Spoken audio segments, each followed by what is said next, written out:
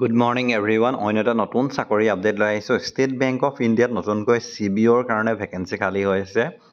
Total যদি চাওঁ তেন্তে 2964টা ভেকেঞ্চি খালী হৈছে, যিটো চাৰ্কুল বেছ অফিচাৰ CBOৰ কাৰণে ইতিমধ্যে ইয়াৰ নটিফিকেশ্যন 2025ৰ কাৰণে ৰিলিজ কৰিছে। আৰু ইয়াত যদি চাওঁ তেন্তে জেনেৰেলৰ কাৰণে 1066টা পোষ্ট আছে, EWSৰ কাৰণে 260টা, OBCৰ কাৰণে 697টা, SCৰ কাৰণে 387টা, STৰ কাৰণে 190টা আৰু PWDৰ কাৰণে 109টা পোষ্ট আছে। তাৰ উপৰিও বেকলগৰ কাৰণে 614টা ভেকেঞ্চি আছে।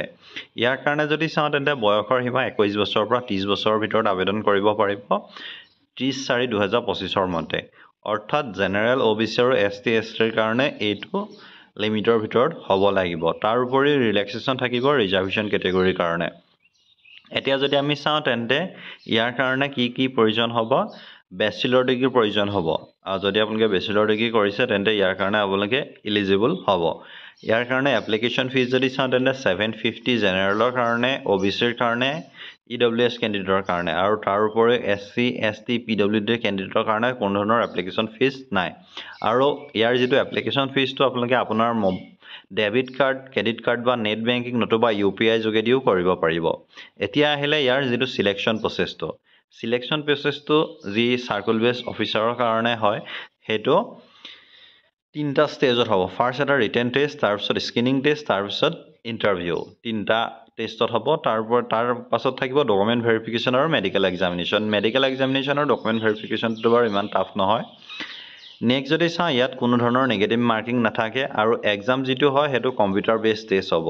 CBTৰ কাৰণে হ'ব প্ৰথমে 50 মাৰ্ক, যি ৰিটেন টেষ্টটো হ'ব 175 মাৰ্কছৰ এটা ছাবজেক্টিভ এটা হ'ব, অবজেক্টিভ এটা হ'ব, তাৰপিছত এটা ছাবজেক্টিভ হ'ব।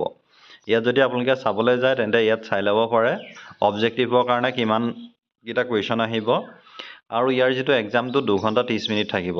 অবজেক্টিভ টাইপটোৰ কাৰণে আপোনালোকে যদি চাওঁ তেন্তে কিমান মাৰ্কছ থাকিব, ইংলিছত 30 মাৰ্কছ, বেংকিং নলেজত 40 মাৰ্কছ অৰ্থাৎ 70, তাৰপিছত জেনেৰেল এৱাৰনেছ ইকনমিৰ ওপৰত 30 মাৰ্কছ 100 আৰু কম্পিউটাৰ টেষ্টত 20 অৰ্থাৎ 120 থাকিব।